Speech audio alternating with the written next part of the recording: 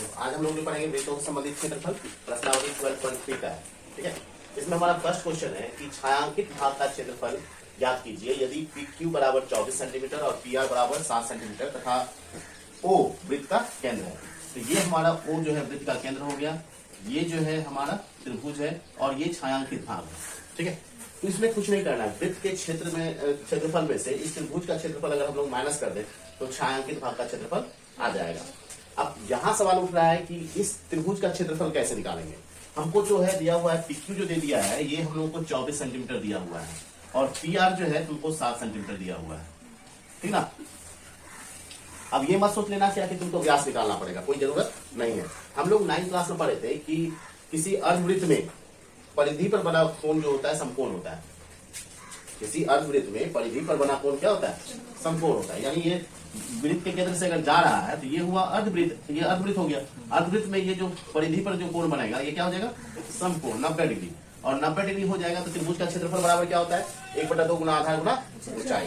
ठीक है, तो छायांकित भाग का क्षेत्रफल जो देखोगे कि क्या हो जाएगा, छायांकित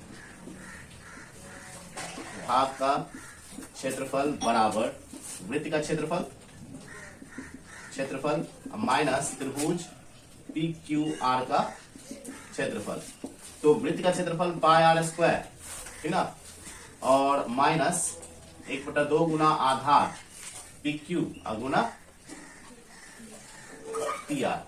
ये तो हम लोग को पता है, लेकिन अभी हम लोगों को एक चीज नहीं है, वृत्त के क्षेत्रफल के लिए त्रिज्या नहीं मालूम, ठीक ना। अब इसका मतलब त्रिज्या निकालना पड़ेगा। त्रिज्या निकालने के लिए हम लोगों को इसका क्या करना पड़ेगा, इसका हमको कर्ण निकालना पड़ेगा, यानी व्यास निकालना पड़ेगा। त्रिभुज का कर्ण वृत्त का व्यास है, ठीक ना। तो वृत्त का व्यास बराबर कर्ण कर लेते हैं। ये हम लोग यहाँ पाइथागोरस लगा देंगे, ठीक ना। पी आर का स्क्वायर प्लस पी क्यू का स्क्वायर, तो ये हो जाएगा हमारा पी आर का स्क्वायर 7 का स्क्वायर प्लस 24 का स्क्वायर, तो कितना हो जाएगा 49 प्लस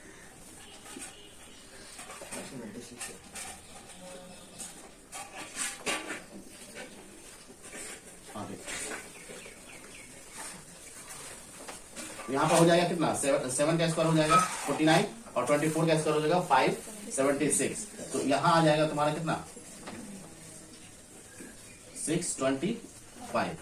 ठीक है, तो ये आ जाएगा 25 सेंटीमीटर। ठीक है, ये हम लोगों को व्यास आ गया, तो त्रिज्या बराबर क्या हो जाएगा d/2 यानी 25/2 सेंटीमीटर। इतना ही रहने देते हैं, कोई दिक्कत नहीं है।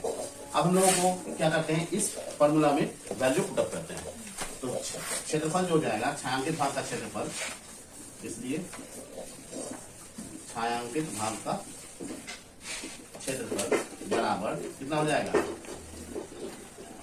Pi R square 22/7 into R square 25/2 into 25/2 और माइनस हो जाएगा 1/2 इंटू 24 इंटू 7 2 12 जा 2 से 11 बानवे, ठीक ना। अब तो कैंसिल नहीं होगा, क्या आ जाएगा 625 इंटू 11/14 माइनस 84 ये सेंटीमीटर स्क्वायर आ जाएगा 6875/14 माइनस 84 सेंटीमीटर स्क्वायर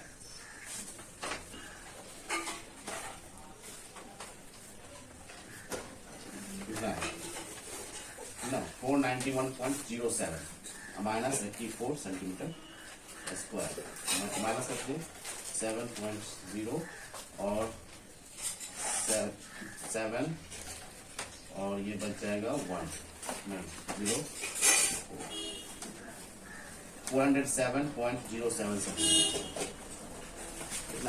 क्वेश्चन क्या है कि सेम क्वेश्चन है, लेकिन इसमें छायांकित भाग सिर्फ ये है, ठीक ना, इस साइड वाला नहीं है छायांकित। तो फिर हम लोग को छायांकित भाग का क्षेत्रफल निकालना है, तो क्या करना पड़ेगा, वृत्त का क्षेत्रफल में से, या फिर कह सकते हो कि ये अर्धवृत्त का क्षेत्रफल प्लस त्रिभुज का क्षेत्रफल जो रहेगा वृत्त के क्षेत्रफल में से माइनस कर देंगे। नहीं तो यहाँ पर हो जाएगा, पहले तो त्रिभुज का देख लेते हैं। त्रिभुज पी क्यू आर में आर क्यू यानी कर्ण निकालना है, तो व्यास निकल जाएगा, व्यास बराबर आर क्यू बराबर हो जाएगा, पाइथागोरस लगाइए, तो 7 का स्क्वायर प्लस 24 का स्क्वायर कितना आ जाएगा 49 प्लस 576, यह आ जाएगा 625 इज इक्वल टू 25 सेंटीमीटर। ठीक है, तो त्रिज्या जो हो जाएगा d/2 होता है इज इक्वल टू क्या हो जाएगा 25/2 सेंटीमीटर। अब जो है छायांकित भाग का क्षेत्रफल बराबर हो जाएगा वृत्त का क्षेत्रफल माइनस अर्धवृत्त का क्षेत्रफल प्लस त्रिभुज PQR का क्षेत्रफल। तो वृत्त का क्षेत्रफल जो हो गया पाई आर स्क्वायर माइनस अर्धवृत्त का 1/2 pi R square plus 1/2 into base into height यानी 24 इंटू 7 212। ठीक है, यहाँ हो जाएगा 22/7 इंटू 25/2 इंटू 25/2 माइनस यहाँ कितना हो जाएगा 1/2 इंटू 22/7 इंटू 25/2 इंटू 25/2 प्लस 84 12 7 जा 84। ठीक है, तो यहां से देखो 12 11 जा कितना आता है और ये मल्टीप्लाई करके कितना आ जाता है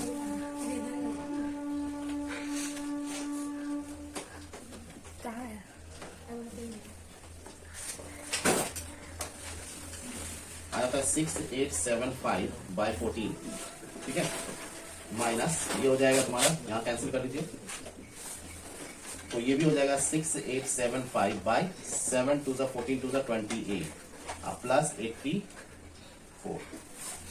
ठीक है, पहले तो ब्रैकेट का फंक्शन करेंगे, ऐड कर लीजिए और उसके बाद तब जो हम लोग क्या करेंगे इसमें से माइनस करेंगे। तो हम लोगों का कितना आ जाएगा 6875/14 माइनस इसका एलसीएम हो जाएगा 28 और 6875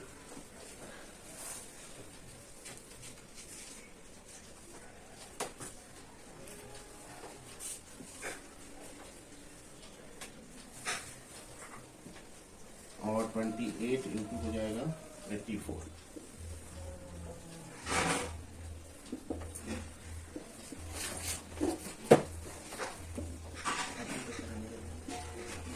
प्लस 2352।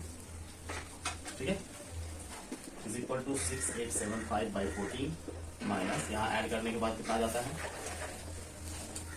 5 to 7 7 plus 5 12 1 8 1 9 3 12 1 6 2 8 1 9/28। इस दोनों का एलसीएम जो होगा 28 आएगा।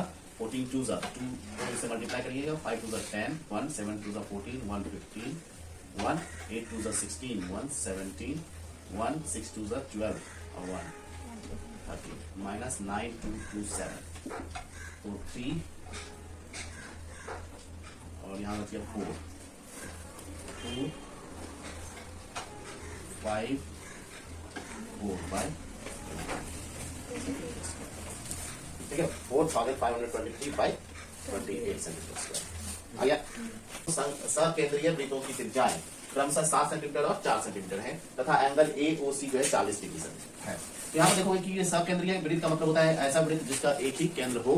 ठीक है, तो ये दो वृत्त हैं जिसका कि एक केंद्र है, ये भी वृत्त है, ये 40 डिग्री का कोण बना रहा है। ठीक है, तो हमको ये छायांकित भाग जो है ACDB का क्षेत्रफल निकालना है। इसमें क्या कर दो कि त्रिज्यखंड AOC का क्षेत्रफल माइनस त्रिज्यखंड OBD का क्षेत्रफल कर देंगे तो आ जाएगा हमारा। ठीक है, तो यहाँ पर हो जाएगा छायांकित भाग का क्षेत्रफल बराबर त्रिज्यखंड AOC का क्षेत्रफल माइनस त्रिज्यखंड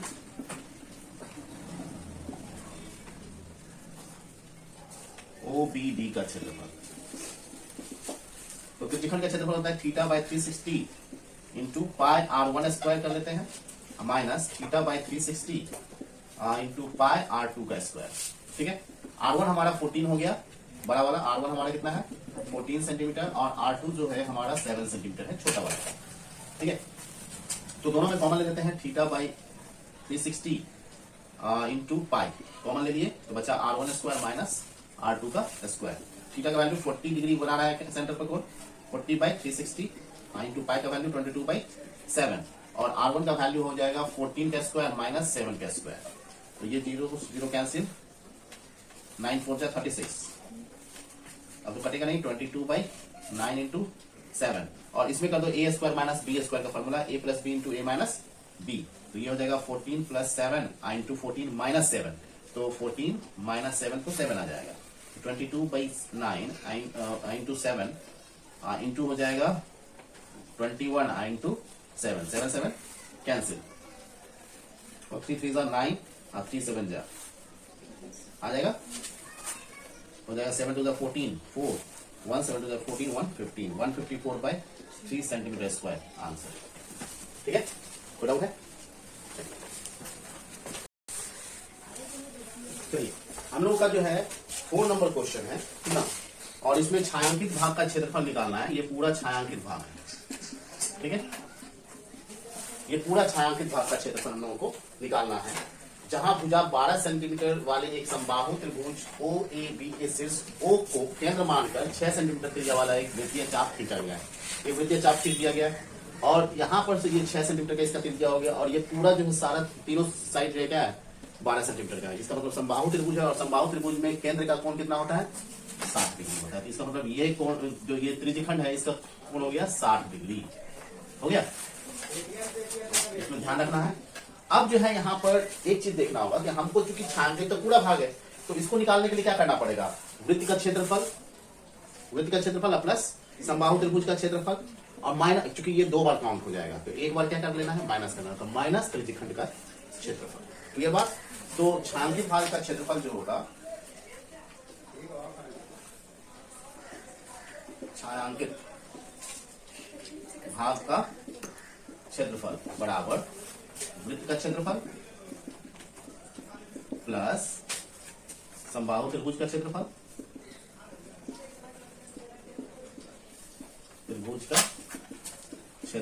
माइनस त्रिज्यखंड ओ यहां पी क्यू मान लेते हैं ओ पी क्यू का क्षेत्रफल। तो वृत्त का क्षेत्रफल जो होता है पाई आर स्क्वायर तो पाई आर स्क्वायर प्लस समबाहु त्रिभुज का √3/4 ए स्क्वायर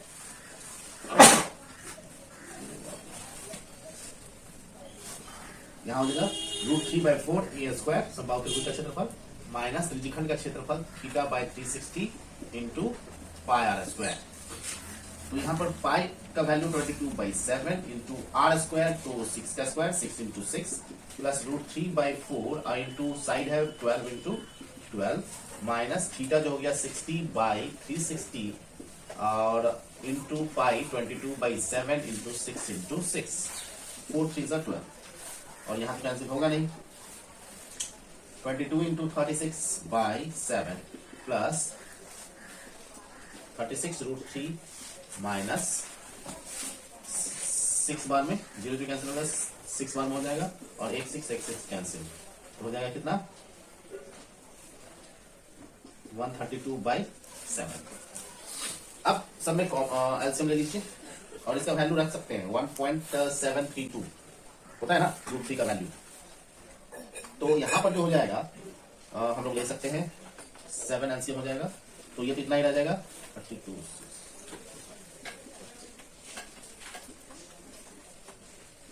इस दोनों मल्टीप्लाई करोगे 792 आएगा 22 इंटू 36 792 और प्लस अब इसको 7 से मल्टीप्लाई करना पड़ेगा तो 7 से मल्टीप्लाई करेंगे तो 36 इंटू 7 252 √3 माइनस यहां हो जाएगा 132। पहले अब √3 का जो है कैंसिल करना पड़ेगा तो √3 हटाना पड़ेगा तो 1.252 को करिए मल्टीप्लाई 1.732 से 792 प्लस 436.464 माइनस 132/7 ये ऐड कर लीजिए 6 2 8 और 9 3 12 1 और 7 4 11 1 12 1228.464 माइनस 132/7 कोई बात नहीं, इसको करेंगे माइनस, 6 को 8 और 6 6 12 और 7 4 11, 6 4 4 4 6 4 इतना ठीक आना चाहिए, ठीक ना। अगर मान लेते हैं कि बुक के बेस पे चलते हैं तो ये हम लोग हटा देते हैं, ठीक ना। अब देखिएगा कि इसमें बुक के आंसर को मैच करना, हम लोग को क्या करना है, ये दोनों को कर लेना है। तो इस दोनों को मल्टीप्लाई करने के लिए कितना है, 72 और 70 792/7 माइनस 132/7, ठीक ना। और प्लस कर लीजिए 36√3, उसको वैसे ही रहने देते हैं, लाइक टर्म को यहाँ पर कर लेते हैं 7 और इसमें से माइनस करोगे, जब हम लोग एलसीएम ले लेंगे तो फिर क्या होगा कि 792 और माइनस 132 करोगे तो 792 माइनस 132 660/7 आ जाएगा। मतलब 792 में से 132 माइनस कर देंगे तो आ जाएगा 660/7 और ये जैसे था वैसे ही लिख देंगे, उतना कैलकुलेशन करने की जरूरत नहीं, ये आंसर है, ठीक ना। और वो हमने सॉल्व किया पूरा, ठीक। क्वेश्चन है, अब इसमें जो है छायांकित भाग का क्षेत्रफल निकालना है। यदि ABCD भुजा 14 सेंटीमीटर का एक वर्ग है तो सारी भुजा क्या होगी, बराबर होगी। मतलब ये 14 सेंटीमीटर है, ये भी 14 सेंटीमीटर है। तो यहाँ पर देखोगे कि ये जस्ट मिडल में है तो इसका जो त्रिज्या होगा वो कितना हो जाएगा, 14 का आधा 7 सेंटीमीटर हो जाएगा। तो मतलब वृत्त की त्रिज्या कितनी हो जाएगी, 7 सेंटीमीटर। तो अर्धवृत्त की त्रिज्या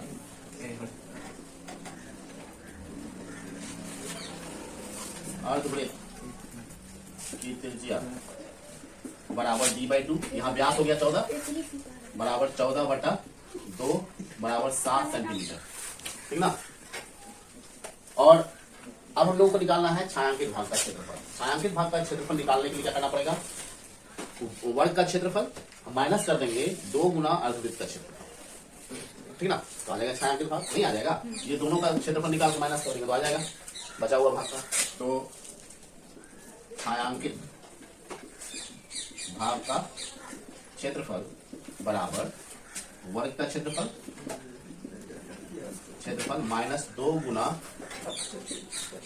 अर्धवृत्त का क्षेत्रफल ना। वर्ग का क्षेत्रफल भुजा गुना भुजा होता है, तो भुजा गुना भुजा और माइनस 2 गुना अर्धवृत्त का क्षेत्रफल 1/2 गुना πr², 2 काट दीजिए, भुजा हो गया 14 गुना 14 माइनस 22/7 गुना 7 गुना 7 7 7 कट जाएगा।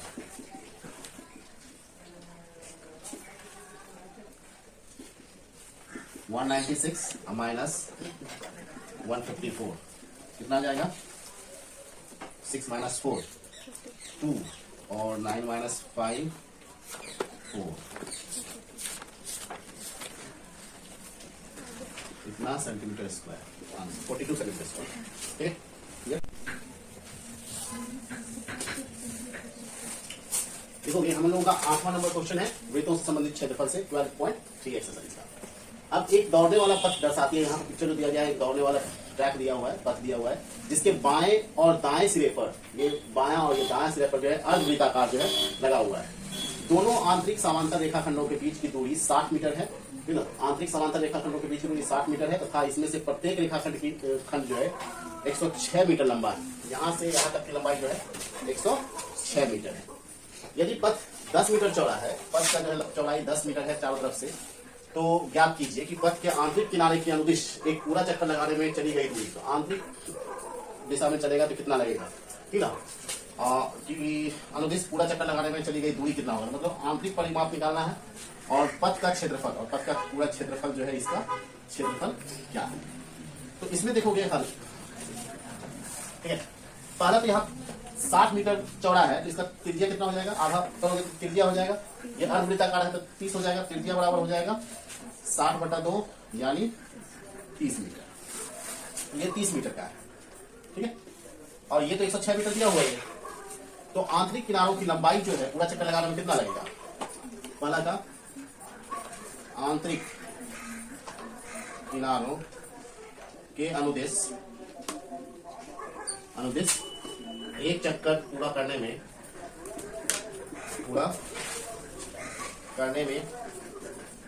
चली